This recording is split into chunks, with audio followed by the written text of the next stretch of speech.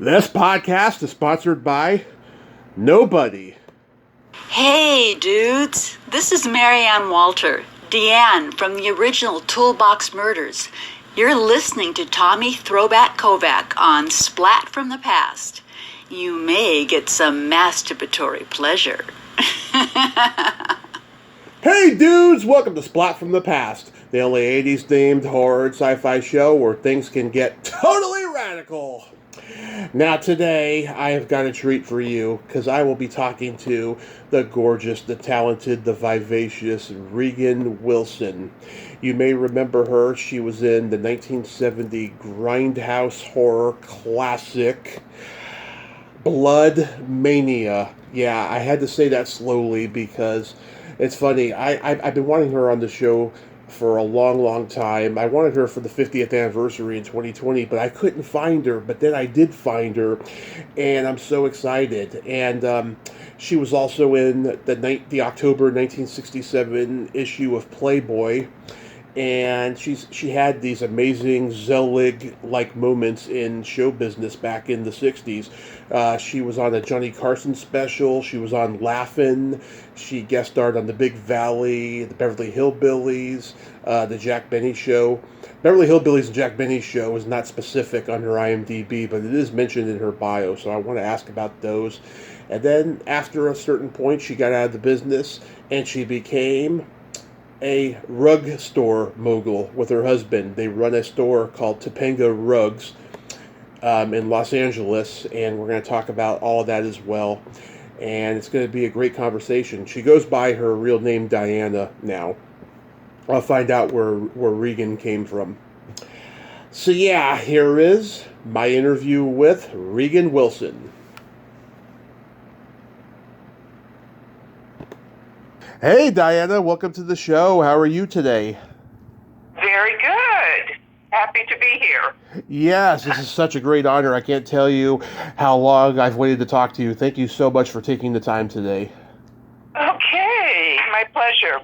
So, going back in time, I was reading that you were a journalist major in college. Did you always gravitate toward journalism when you were growing up? Yes, I always loved to read. My sister loved art, and we were a very creative family. Mm-hmm. I started reading very young, and in those days, we didn't have 24-hour programming. People, didn't even have TVs until, it wasn't until, 59 or something that television came, and it was like shows like Bonanza and things like that. Yeah. So reading, also where I grew up in Missoula, Montana, has a great many writers, and it has a very good journalism school. So... Yeah, were you always the kid that asked questions and watched Huntley and Cronkite on TV? Right. Maverick, and I Love Lucy, those shows. Right. Yeah. So I can imagine growing up you were probably a pretty girl, and you probably competed in beauty pageants, right? Nope. I was tall, shy, and nerdy. I was intellectual. I was on the yearbook staff. I was in French club. I was not... The cute girls were the short, little, cute girls. I was kind of tall and gawky and, shy. Mm-hmm. Believe it or not, we're not all... I didn't even know about Playboy. I didn't know what Playboy was. Yeah. Yeah. So, we're going back quite a ways. I know, that's what That's what I do. I deep dive. Yeah, but anyway, Missoula, Montana is one of the most beautiful cities in America, and it has a great University of Montana. Yeah. And what happened is I was enrolled in college and had just started studying, and my parents had been divorced when I was actually born in California. I went to elementary school in Santa Monica until the second or third grade. And I had a free month to take, to go before college. Mm-hmm. And my dad lived in L.A., in Hollywood, Mm-hmm. and I asked my mother if I could go out, to spend some time with him, and she said, okay. Yeah.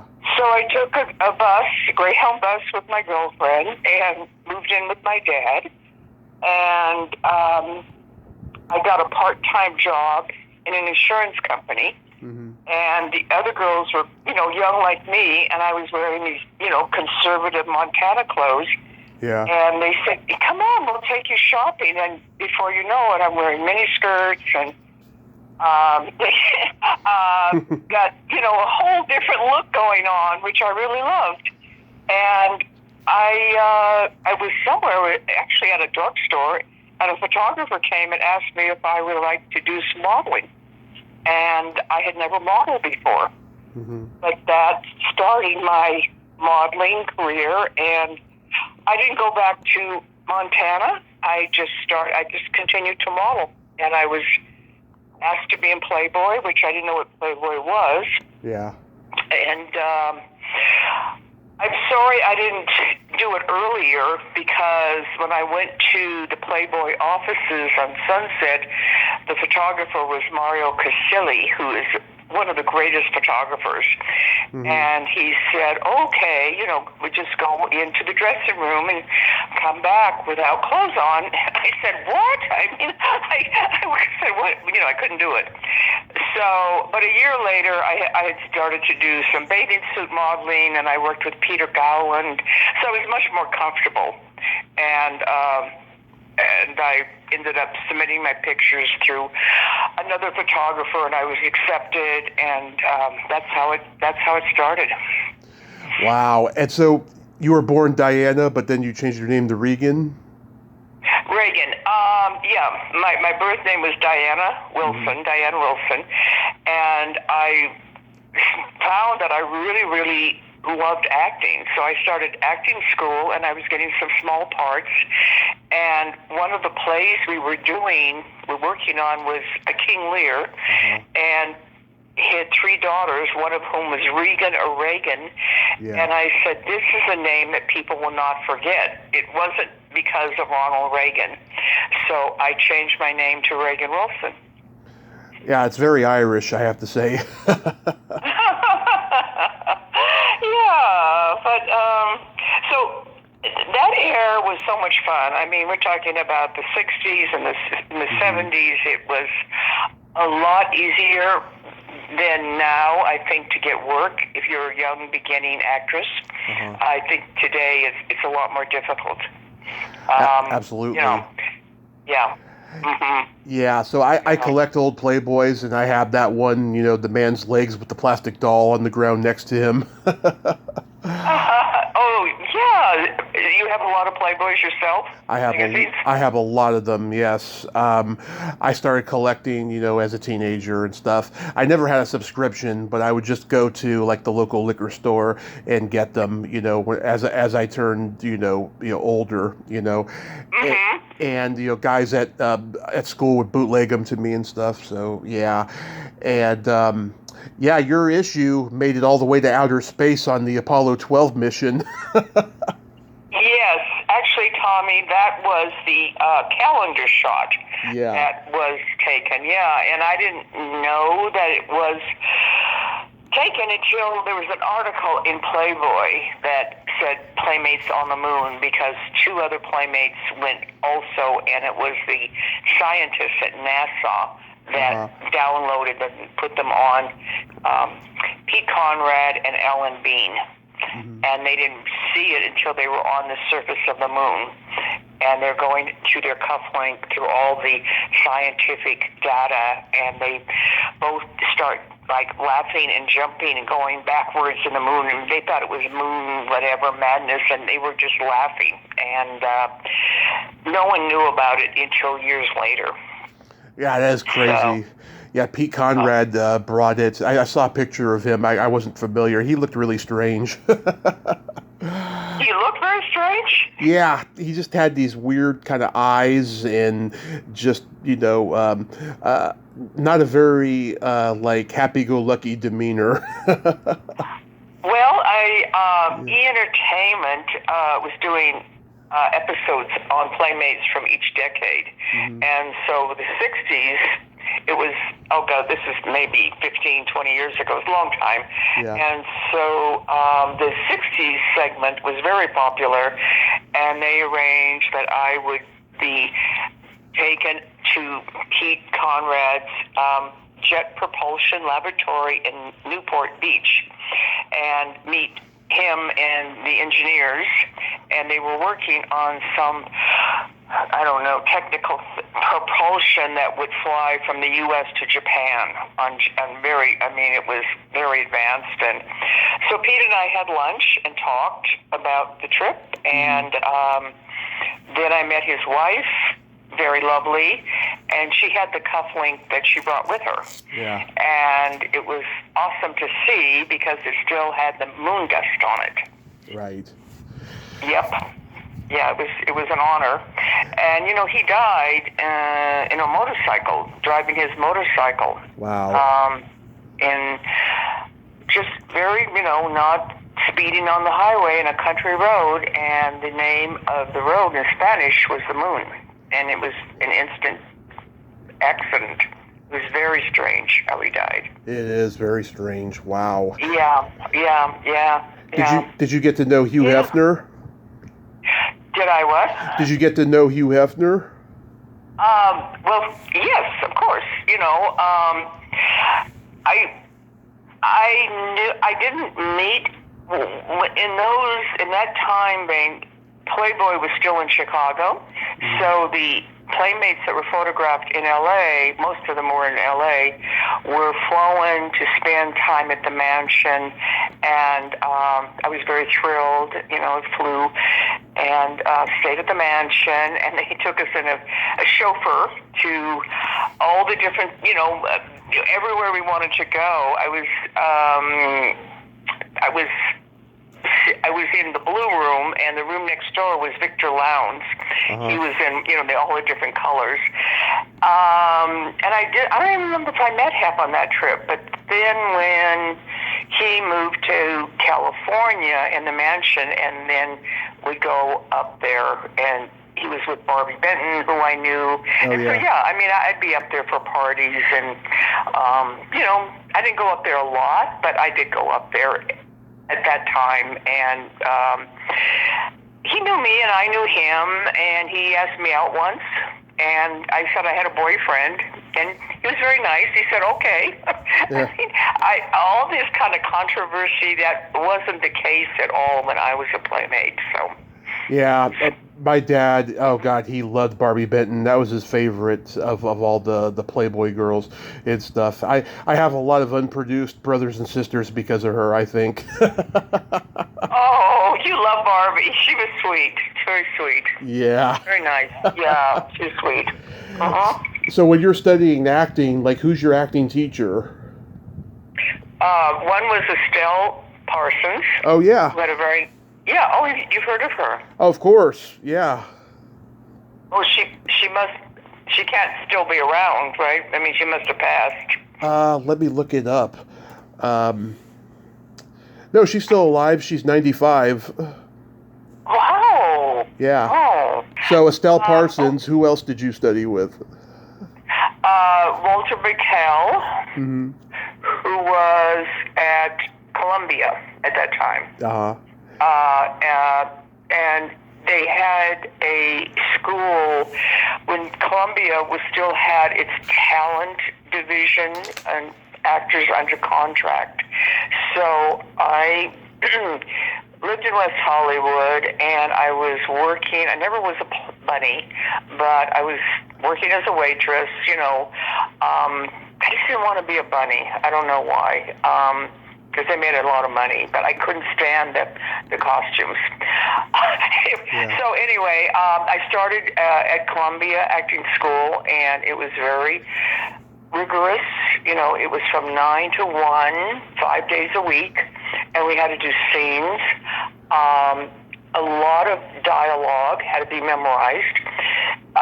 there was only about 10 in the class, and one of the students, was Harrison Ford. Oh, yeah. Yeah, who I don't even remember at all. He was a carpenter back then. Huh? He was a carpenter. Yeah, I mean, I really, it was, I really loved it. It was, and I was really, enjoying it and doing a good job. And I can tell this now because the Me Too movement is out, but Walter said, okay, Reagan, I really feel you have great potential and would like to sign you. You just need to meet one of the heads of the studio, and then we'll put you under contract. So I was so excited. So I could say his name, but I won't, but he's still alive. So I go into this huge office, and this big producer, he's one of the Columbia heads, is just sitting there, and I walk up, and he just looks at me. He says, well, Walter, not smiling, just very cold, and he said, well, Walter thinks you have talent, and I said, well, I appreciate it. I'm really excited to be with Columbia, and he says, okay. He said, well, I have a house in Palm Springs, and I want you to go with me this weekend, and we'll sign the contract. Wow. And my blood just went cold. And I have, Tommy, a temper that I just erupted. I stood up and I looked at him and I said, if you want a hooker, go out on Hollywood Boulevard and get one. Yeah. And I said, how, I was furious. And he banned me from the studio. Oh my God! And this was at Columbia. Yeah, this was, and my girlfriend, who was more savvy. I think I know who that was too. I think I know. You do. Yeah. I could tell you privately sometime. He's okay. very well known. Okay. Because this is on podcast, right? We don't want to put anything out there, right? Oh, people have put things out there. Oh my God! I'm surprised I haven't been contacted. I mean, I could say his name, but yeah, I get it. Yeah. So, and the head of casting really was a nice man, and he was very upset. This was so. I mean, I can't. But this casting couch thing went on, but to me, it had never been that overt. You know what I mean? Yeah. I mean, I got a lot of work. I was doing a lot of TV. I was on Big Valley, Laughing, and I never had that. But like I say, I just was so stunned. And anyway, so I lost the contract. And then about a month later, the head of casting, who was a very nice man, called me and said, I really would appreciate if you would do this. But we're doing McKenna's Gold with Julie Newmar, and you're the only actress that I can think of her height. And there's an underwater scene that she plays an beautiful Indian maiden. It was a very good movie. Omar Sharif and Gregory Peck were in it. And, I know what you're talking about, too. Yeah. Yeah. And he said, we will pay you triple, double, whatever. And he said, I know what happened was horrible, but I would pay whatever because you're the height of Julie. And he knew I was a good swimmer. So it was being shot up at the Columbia, at the Malibu Ranch, where they did lots of westerns. Oh, yeah. Yeah. Yep. And they had a swimming pool that was with a camera. It wasn't a pool, it was like a pond, and you could film swimming scenes from it. So I said, okay, I can use the money, and so I go there, and they have me in costume, the Indian wig, and I'm supposed to do a fight scene with Gregory Peck. And so I'm in the pond, and there I am looking at wonderful Gregory Peck, who's so charming and lovely. And we're both paddling, and he says, really nice to meet you. And so we had to swim down, and he was doing his own stunt. swim down about 4 or 5 feet, and I have a knife. It's fake, but he supposed to grab it and, push it back. And so we do the first take, and he accidentally kicks me in the stomach. Oh, boy. Quite hard. And I go sputtering up to the top, and I said, oh, God. I said, don't, I kind of yelled at him, and he was so nice. He said, I'm so sorry. I won't do it again. And so we ended up doing the scene, and as we're doing it, I'm sitting, smiling with that devilish smile is Omar Sharif. Sitting there watching the whole thing. And it was fun. It was really fun. And then I was That's McKenna's Gold. Huh? That's McKenna's Gold. Yeah, McKenna's Gold. I don't know why it didn't get good reviews, but I watched it, and it was a good movie. Yeah, it's got Telly Savalas and Julie Newmar. Yeah. Yeah, it's better than a lot of westerns. And later, when I had left LA, I was modeling in New York, and I had a good friend who was in Marbella, and I would go to Europe a lot, and she had a friend who had a villa at the Marbella Club. So those were great days. I went there, and Omar Sharif was staying there. And so we ended up talking and laughing and reminiscing about our time on that movie. It was fun. That is so awesome. So, according to IMDb, you were on the Jack Benny Show and the Beverly Hillbillies, but both those episodes are not specific. So can you tell me about doing those? Okay. We didn't have video in those days. The one that is available is A Big Valley, and that had an episode. The Jack Benny Show didn't, I know. And the actual show was, I'm supposed to be in the audience, and this pretty girl in the audience.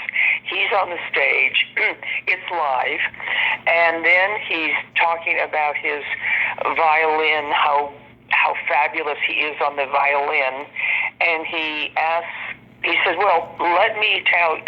I can't remember the exact dialogue, but he asked somebody from the audience to come up and do some dialogue or skit with him. And he says, oh, would you come up, young lady? And so I come up, and I'm doing dialogue live with Jack Benny. And I don't remember exactly what it was, but he was very funny and very easy to work with. And I also was on Jack Benny, and it was similar. It was when he was still in New York. The show would come out to L.A., and they would have a up-and-coming actress bring out the advertisement, and he would do a double take. Oh, okay, and you would say, okay, what's your name? And you would talk to him, and he was great. He was wonderful. So I did that. Was Rochester on there? I'm sorry, what? Eddie Rochester. Rochester. His black chauffeur, whoever he was, that he had on the show. He had it on the old show in the 50s, but was he on there in the 60s too? Was that on Jack Benny or? Yeah, the Jack Benny show that you were on. No, it was before my time. Rochester. Okay. Yeah. I never met him. Yeah. But I loved it, and I also loved working with Jonathan Winters. Oh, yeah, Jonathan Winters. God, that guy was so funny. I mean, just an amazing reservoir of comedy, just off the top of his head all the time. Never had anything planned or nothing. Yeah. Yeah, and very nice. Very, very nice. I can say somebody I didn't like working with. Am I allowed to do that, or is it not? Oh, you can. Right? Yeah. Okay. This was on the Carol Burnett show.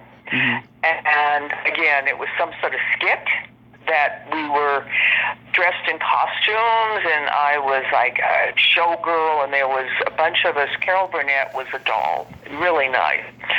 And I was doing a skit with Sid Caesar. Oh, yeah. Sid, I heard, was a bad guy. Yeah, what was he, just nasty or bipolar or what? I'm sure he was bipolar, just like, he knew how, maybe it was his ego, maybe he knew how great he was, it was just, he was just a mean type A kind of a guy, I heard. He was, because we're doing this scene together where it calls for interaction, dialogue, and, funny and spontaneous. And, he'd be all, fun, be lively and charming. And then when the scene was over, he would just shut down, like not say a word and just completely ignore me. And then we'd have to do another take. And it was hard because of his nasty attitude. But I did it, Yeah. Oh, that's awful. Yeah. Weird guy. Was the Beverly Hillbillies a good experience? Yeah, that doesn't ring a bell. I really like Big Valley. That was my first show, and that was really fun to do with Barbara Stanwyck and Lee Majors. Yeah. Right, and Peter. My skit was with Peter. My name. Let me look it up. Really handsome, Peter. Peter Breck. Yeah, Peter right. Breck. He was. I played a dance hall girl, and I got a lot of comments and a lot of some of my fans said I wish you'd been in it longer. Lee Grant. It was called The Lady from Mesa. Yeah. And she was the lady from Mesa, and I had a short but sweet scene in the dance hall before she came in. She was great. And, yeah. In Blood Mania,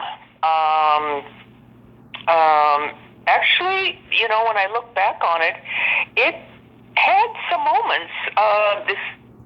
Several reviewers talked about how good the cinematography was in it. Yes. It really was good. Yeah. Mm-hmm. So I'm a Grindhouse junkie. I love these low budget horror movies from the 70s that you can't really make anymore, and I like this one a lot. So was that just a standard audition for you?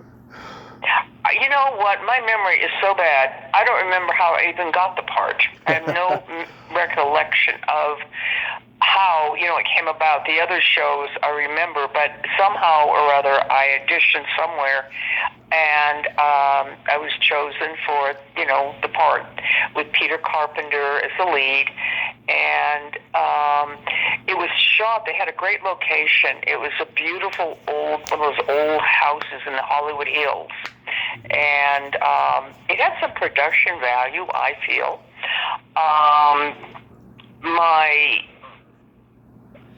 I think if we'd had, I don't know. I mean, my scene, when I look at it, it was cute, and I think it could have been built up more. But Peter was a really nice man to work with.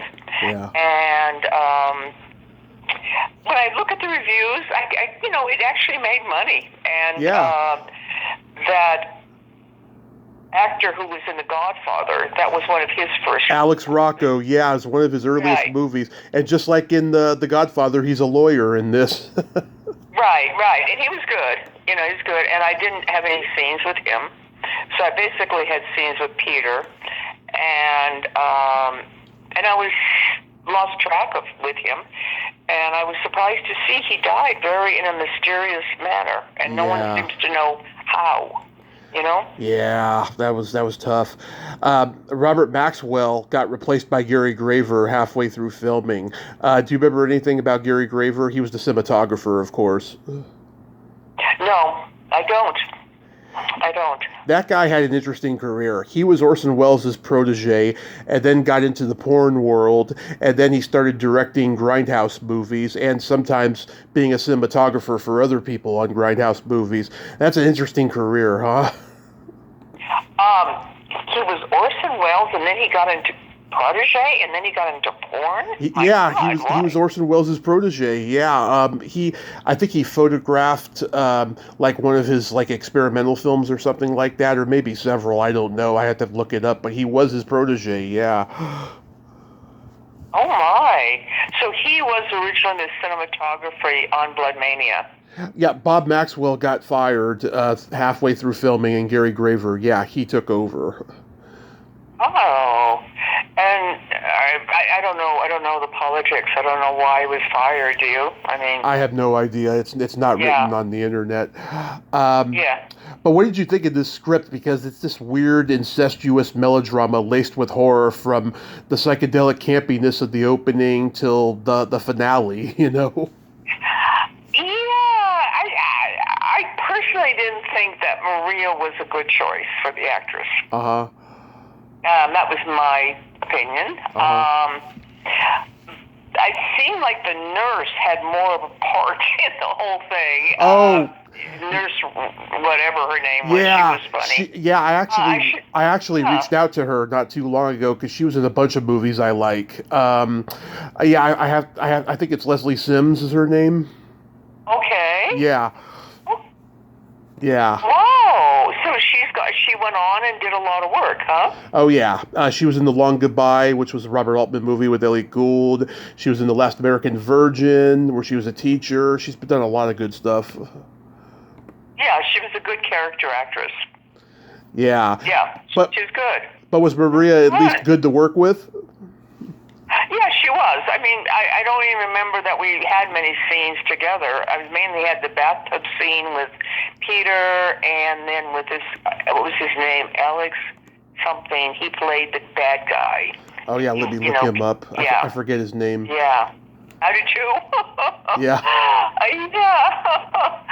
Oh, and so, yeah, it was fun. And I was actually, the movie that I was supposed to play, nobody knows it, was the part of Montana, Wild Hack in Slaughterhouse 5. Oh, They okay. actually signed the contract to play that. Let's see, there was Eric Allison. That's the actor's name, Eric Allison. No, Valerie Perrine. No, I'm talking about in Blood Mania. The bad guy. Oh, okay. Yeah. Yeah. So,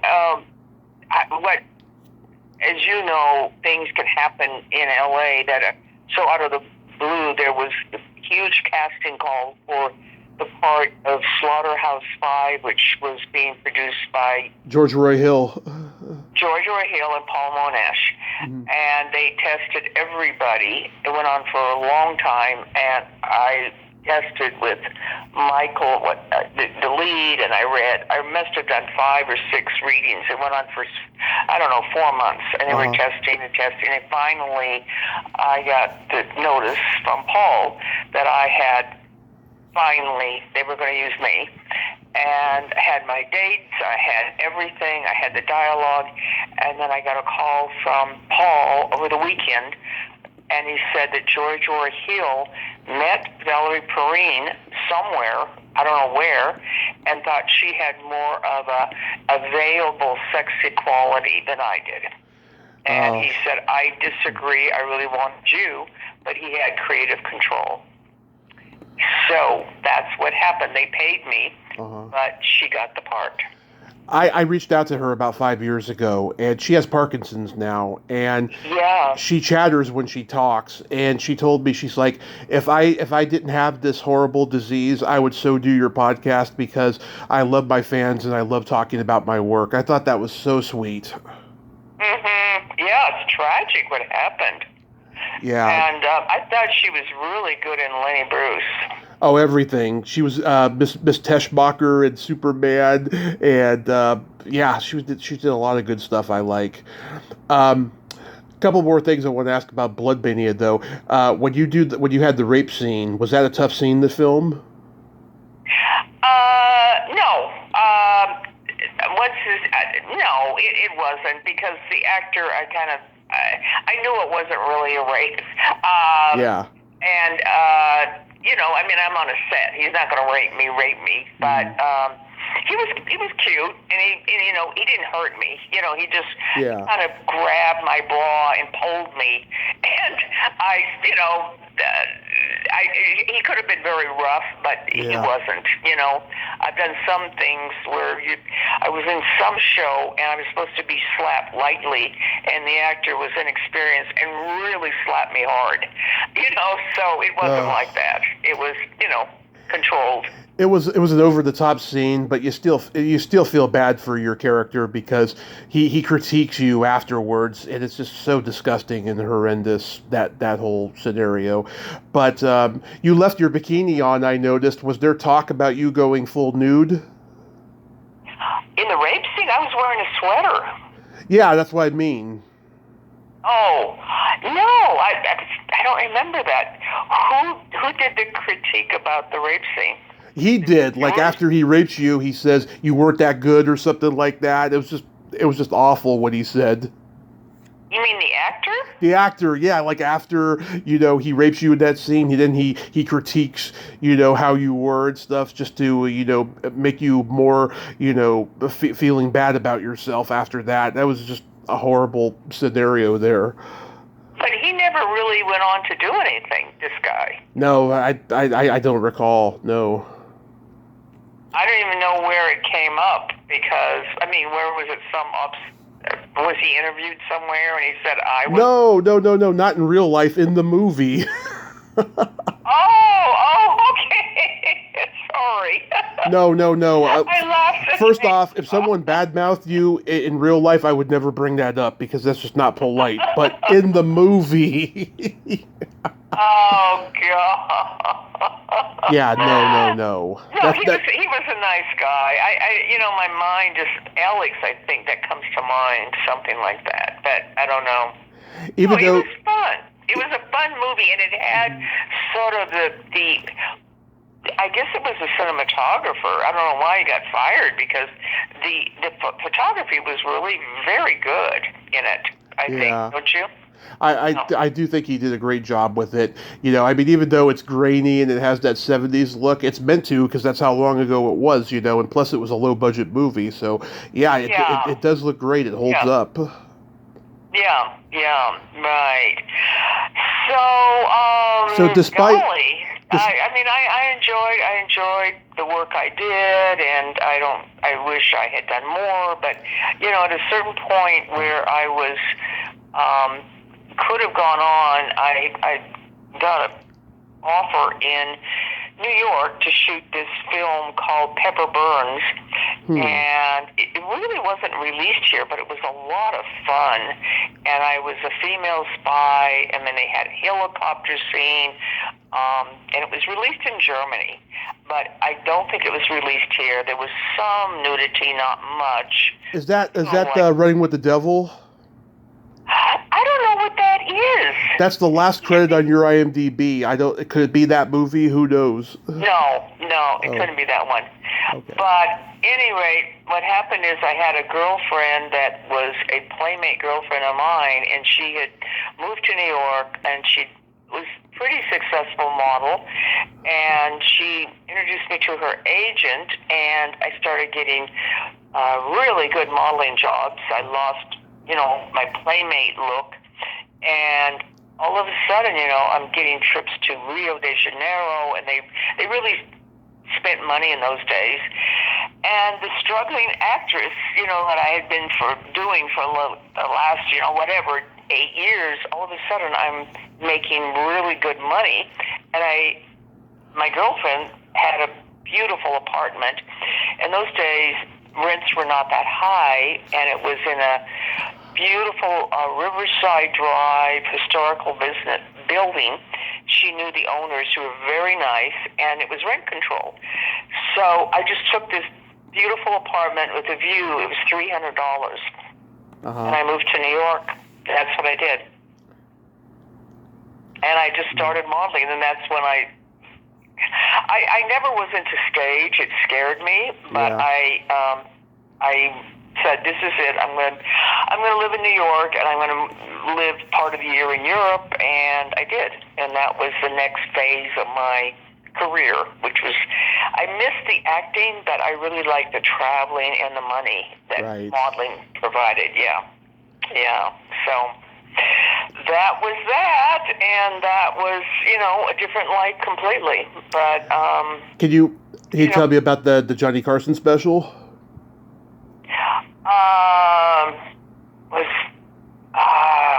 well, I'm sorry. When was that? Actually, That was 1969. It had George C. Scott, Marion Mercer, Murray Stapleton, Susie Cadam, people like that. No, I wasn't on it. Okay, I guess that was just one of those IMDb flubbers.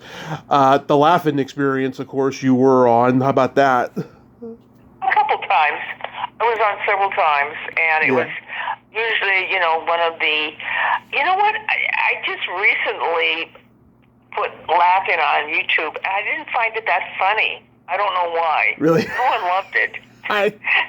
I grew up watching reruns when I was like 4, and I loved it. It just was so silly, with Artie Johnson doing that very interesting but stupid.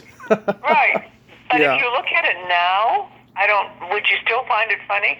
Yeah, I've seen it since. I think it holds up. I mean, it's very dated in humor, but it's still funny because if you're a history buff like I am, you know exactly what they're referencing.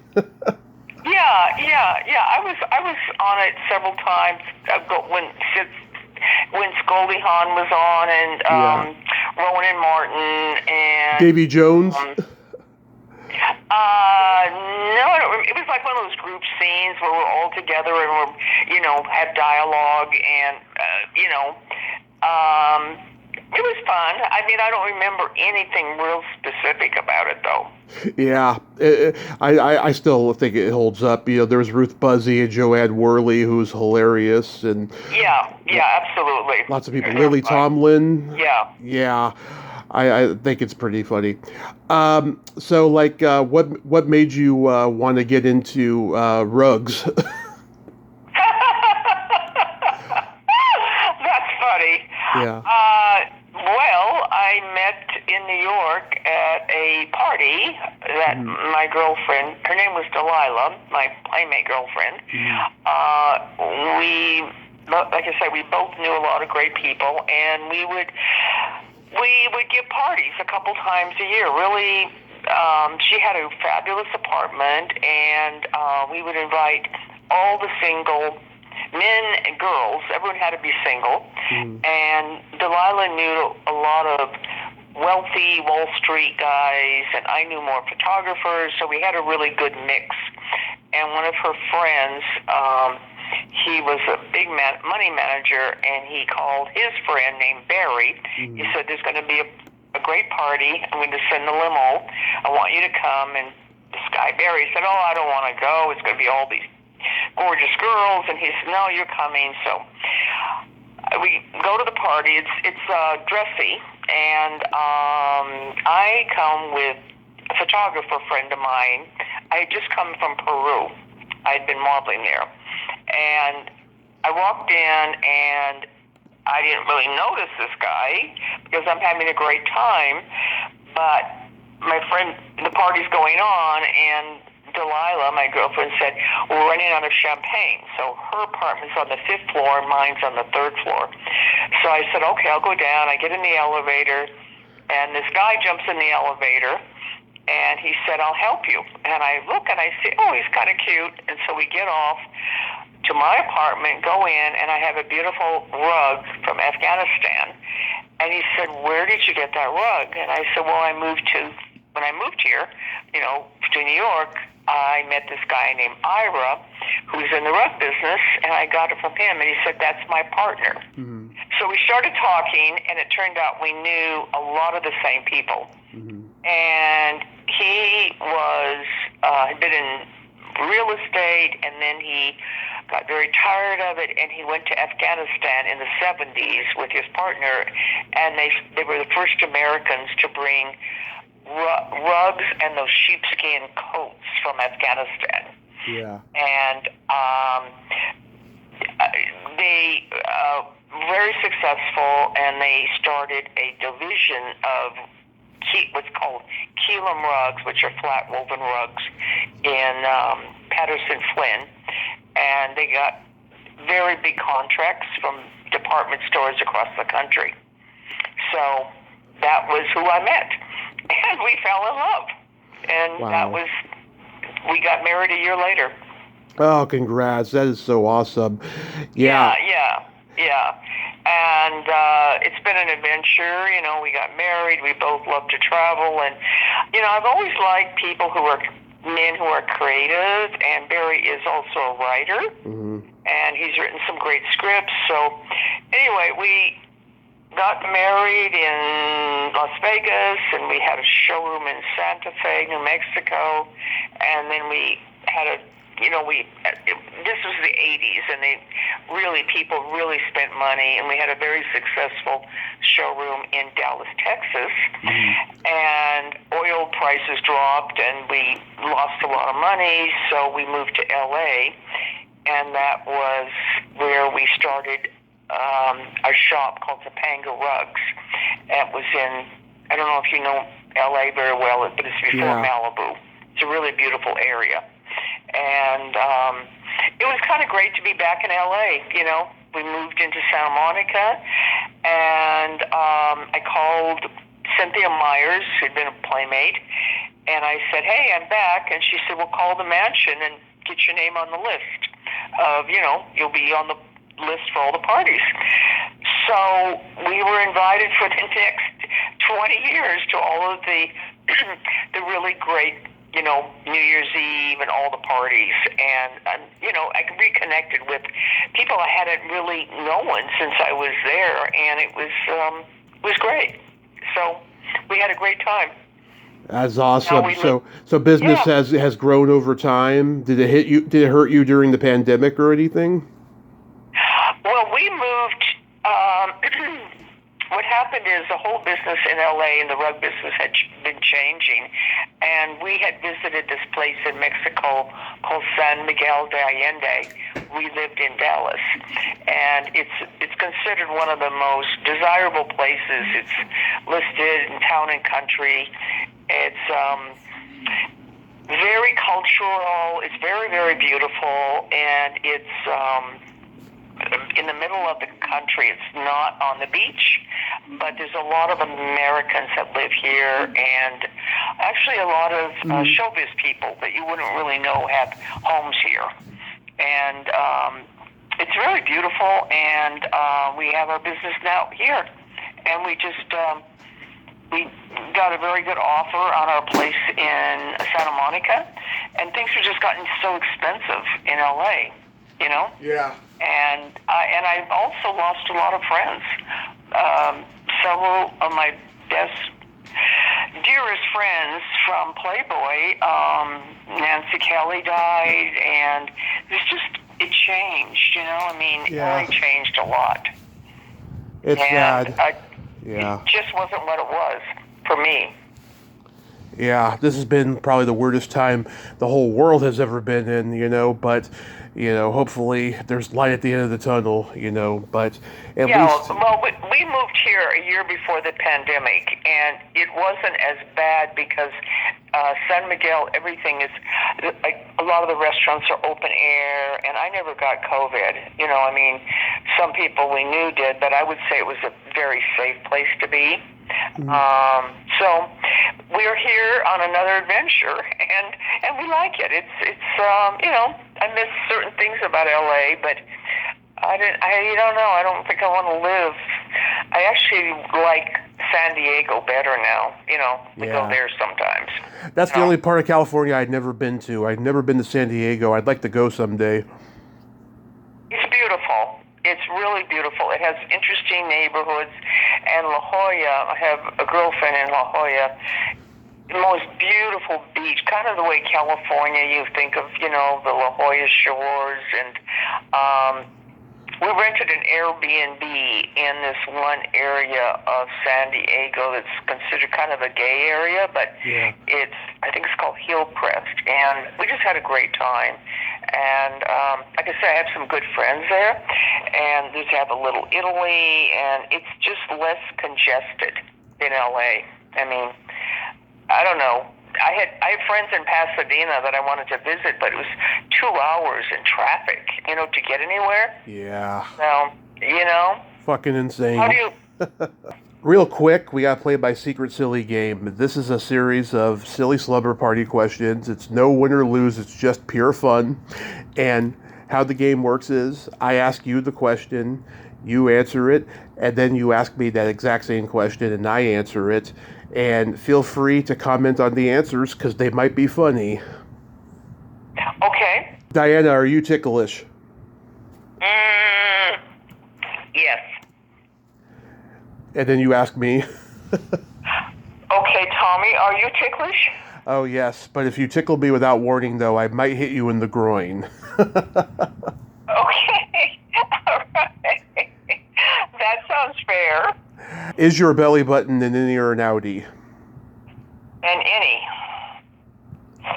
And what is yours? Mine is also an innie. And I've seen yours in Blood Mania. It is gorgeous, by the way. Oh my God. That's funny. What color are your toenails painted? Blue. Okay. And mine are not painted, but last time they were lavender purple. Ooh, okay. I like to go elaborate with colors. That's fun. That's fun. Yeah. What would you say is your best personality trait? Cheerful. Yes, I agree. Yeah.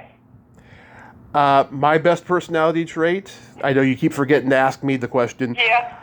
My best personality trait, I have empathy and I have no filter. Wow, that's awesome. That's very cool. I'm a Gemini, what can I say? I have so many Gemini friends. They are the best. They sure They are. are. They are. You guys are wonderful and creative. Do you feel the full moon when the full moon is out? Kinda, yeah. Yeah. No, I believe very much in astrology. I do as well. If you could have anything named after you, what would it be? A fabulous dinner dish. Well, there is actually a steak Diane, so maybe there is one, steak Diane. And what would you have, Tommy? A vibrator. A what? A vibrator.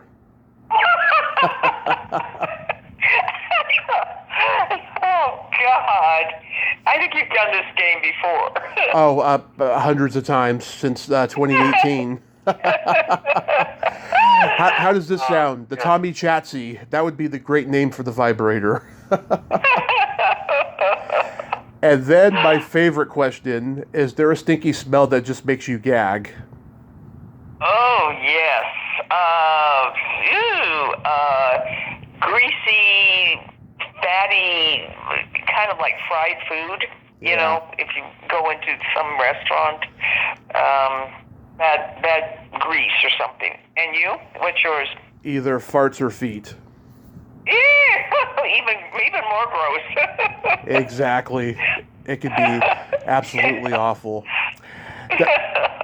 Diana, this has been a real treat. Thank you so much for coming on. I'm glad we're connected on Facebook now, and I thank your husband Barry for helping us connect. Have a great rest of your day, and be safe out there.